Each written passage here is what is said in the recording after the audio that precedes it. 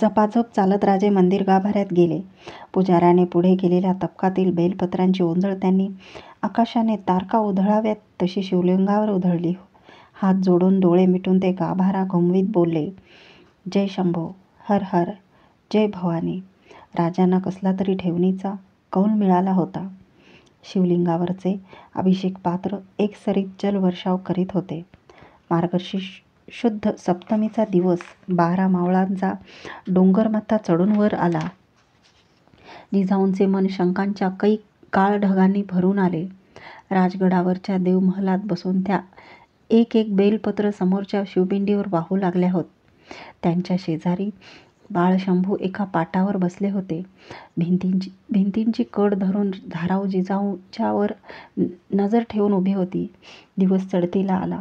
मनाच्या शंका बेलपत्रावर चढवून एक एक बिल्वदल शिवपिंडीवर वाहून वाहून जिजाबाई थकदिल झाल्या. बेलपत्रे सरतीला आली तरी त्यांच्या मनाचे टाके मात्र तसेच कुशंकांनी भरूनच राहिले. दिवस ऐन माथ्यावर आला आणि आपले हताश मस्तक जिजाऊंनी पिंडीभोवतीच्या शाळुकेवर टेकवले. त्यांच्या चंद्रशांत डोळ्यातून सरसरत पानधारा उतरू लागल्या. उभे अंग थरथरू लागले. डोळ्यातून उघळत्या पाण्याबरोबर त्यांची वरकडची सगळी नाती वाहून गेली होती. उरला होता तो फक्त एकच लागेबंद, आऊपणाचा. एकाच विचाराचा फासबंद त्यांचे प्राण त्यांच्या कुडीत कांडून टाकू लागल्या. आता माझे शिवबाराजे गड उतरून संकटाच्या कैचीत फसले तर नसतील? रात्रभर तुफानचे आवाज झाले ते का? जिजाबाई मान वर करीत नाहीत. त्यांचे उभे अंग थरथरते आहे. कोंदटलेले हुंदके पिंडीला वेढून टाकताहेत हे पाहून शंभूबाळ भेदरले. त्यांनी पुढे होऊन जिजाऊंना गदगद हलवीत हाक घातली, थोरल्या आऊ, थोरल्या आऊ. थोरल्या आऊंना काही ऐकू येत नव्हते.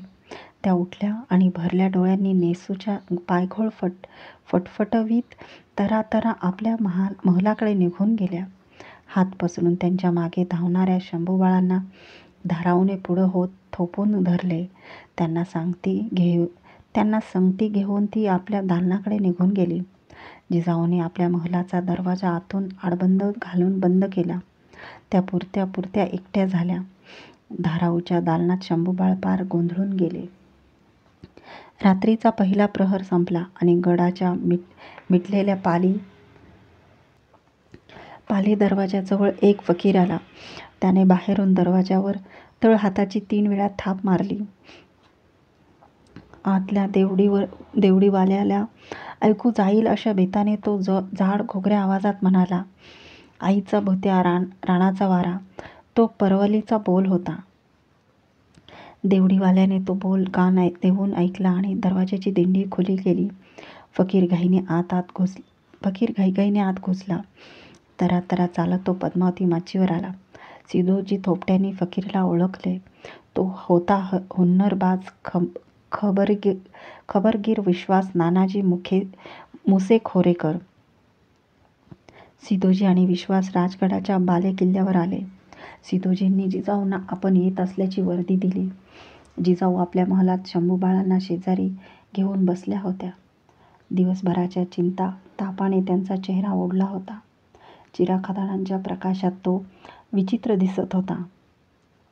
सिधोजी आणि विश्वास जिजाऊंच्या महलात गेले. एका फकीराला सिधोजी संगती पाहून जिजाऊ थरकल्या. त्या मंचकावरून तडक उठल्या. सिधोजी व विश्वासने त्यांना अदब मुजरे केले. जिजाऊ क्षणभर गोंधळल्या. दुसऱ्याच क्षणी त्यांनी विश्वासला ओळखले. भीतीने थरथरत त्या खोलच्या आवाजात कसेबसे म्हणाल्या, विश्वास. मुजऱ्यासाठी वाकलेला विश्वास ताठ खडा झाला. दूर धावणी घेऊन आलेल्या विश्वासच्या उसळत्या तोंडातून मावळी रांगडे बोल उसळले. मासाब, तोंडग्वाड करा. जगदंबेने तारलं समद्यांसनी. राजांनी चलाखीनं खान सैफ फोडला. वाघनख्या चालवून धन्यांनी खानाचा पोटला बाहेर काढला. संभाजी कावजीने खानाचं गर्दन तेगीच्या एका फटक्यात धडागून केलं. खानाचं गर्दन प्रतापगडाच्या सदरावर हाय. धड जनीच्या टेंब्यावर गडाच्या पायथ्याला धूळ खात पडले. खानाचा पारावरचा 12,000चा तळ जेधे सिलीबकर भोसले पालसकरांनी येर गाठून टाकलाय. हातोहातीच्या हत्यारा चालीला जावळी खोऱ्यात त्वांड फुटलंय. सरलष्करांची घोडी वाईच्या रोखानं दौड घेत गेल्यात. खान समत्या जमेतीनिशी पार बुडला. आपली फते झाली. विश्वासचे बोल ऐकताना जिजाबाईंच्या डोळ्यातून सरसर आनंदाचे अश्रू ओघळू लागले. मागे वळून शंभूंच्या कानशिल्याजवळ हाताची बोटे नेत ती जिजाऊंनी आपल्या कानशिलाजवळ आणून मोडली.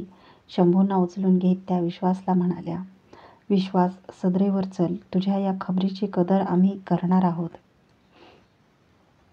उचलून घेतलेल्या बाळराजांना जिजाबाई न राहवून म्हणाल्या, खान म्हणजे काय म्हणून विचारता? जो सर्वांना खायला टपलेला असतो, पण ज्याला कोणीतरी त्याच्या सर्वांसह खाऊन जातो, त्याला खान म्हणतात बाळराजे. बाळ शंभूंना ते काही उमगले नाही. प्रतापगडावरून जीव महाला राजगडावर आला. वाकाच्या शिंकाळ्यात घातलेले थिजल्या काळपट रक्त ओघळांचे खानाचे शिर त्याने आपल्या संगती गडावर आणले होते, जिजाऊंनी नजरे खालून घालावे म्हणून. जीवूने ते एका तबकात ठेवून ते तबक सरपोसाने झाकून टाकले. एका चौरंगावर ते तबक ठेवून तो चौरंग राजसदरेच्या फरसबंदीवर मांडण्यात आला. गडावरचा सारा मावळ लोक खान बघण्यासाठी बालेकिल्ल्याच्या सदरेवर लोटला होता. डाव्या हाती शंभूंचा हात धरून जिजाबाई सदर दाखल झाल्या. साऱ्यांनी मुजरे झाडले. जिजाबाई शंभूसह सदर बैठकीवर बसत म्हणाल्या, जीवा, दूरची धावणी घेतलीस, काही खाल्लंस? नाही मासाब, पोट भरलंय माझं, म्हणत जीवाने चौरंगावरच्या तबकाचा सरपोस दूर सारला. कमरेत वाकून जीवा बोलला, ही भेट धन्याने माँसाहेबांच्या रुजवातीला धाडलीया. खानाचे रक्त ओघळात गोठलेले, डोळ्यांच्या कवड्या अर्धवट उघड्या टाकलेले वासलेले शिर बघताच कपाळावरचे आडवे कुंकू ताणीत जिजाबाई बैठकीवरून तडक उठल्या. त्यांच्या नाकपुड्या विस्फारल्या गेल्या. श्वास चढा झाला. ओठ क्षणभर थरथरले. अफझलखान जसं पेरावं तसंच उगतं. त्यांच्या ओठातून थरथरते बोल निसटले. या खानाने गेली कैक वर्षे जिजाऊंच्या काळजाला मरण भयाच्या जळवात जोडून दिल्या होत्या. क्षणभरातच जिजाऊंनी आपला संताप आवरला. पुन्हा बैठकीवर बसत त्यांनी आज्ञा केली, सिदोजीराव, हे शिर पिंजऱ्यात घालून गडाच्या पाली दरवाजावरच्या कोनाड्यात ठेवा. 18 कारखान्यांचे लोक त्याचं दर्शन घेतील. त्याची पूजा करून इतमामानं त्याचं दफन करा. गनिमी संपली. जिजाबाईंच्या तर्फेला बसलेले शंभूबाळ डोळे ताणून केव्हाचे खानाच्या शिराकडे एकटक बघत होते. अनेक सवालांचे पलोते त्यांच्या मनात खडे झाले. आबा या खानाच्या भेटीला गेले होते. याला हातपाय काहीच नसता त्याने याची भेट कशी घेतली असेल? थोरल्या आऊ म्हणाल्या, जो दुसऱ्यास खायला टपतो, पण ज्याला कुणीच खात नसतो तो खान. मग त्यांनी हे का नाही सांगितले की ज्यास हातपाय नसतात ते नुसते मुडके म्हणजे खान. जो खोड्यावर मान न घेता तबकावर बसतो तो खान. शेवटी न राहवून बाळराजांनी जिजाबाईंना विचारलेच. धारव म्हणत होती, खान मोठा आहे, तर मग हा एवढाच कसा? त्यांच्या अचानक सवालाने सारी सदर हसली.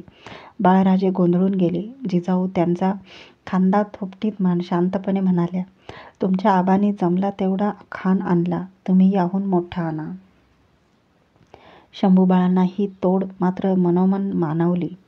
जिजाबाई आता राजांच्या परतीच्या वाटेवर नजर जोडून होत्या. अफजलगर्दीस मिळविणारे शिवबाराजे त्यांना डोळाभर बघायचे होते. शंभूबाळांना आपल्या आबासाहेबांना कैक शंका सवाल विचारायचे होते, पण राजे राजगडाकडे परतले नाहीत. खरा सेनापती एका यशाच्या दहशतीच्या पाठबळावर दुसरे अनेक विजय गाठीशी बांधित जातो. राजांनी तोच बेत आखला. प्रतापगड सोडून ते वारेजोड घोडदळानिशी आदिलशाही मुलखावर उतरले. राजे दौडू लागले आणि त्यांच्या मांडेखालच्या घोड्याच्या टापांखाली विजयाच्या सलग मुद्रा उमटत चालल्या. खटाव, मायनी, रामपूर, कलेढोण, वाळवा, आष्टी, कराड अशी ठाणे दास्ताने लावीत नेरले. कामेरी, बत्ती, शिराळा, पारगाव, कोडोली मार्गे राजे पन्हाळ्यावर मुक्काम ठेवून कोल्हापुरात घुसले.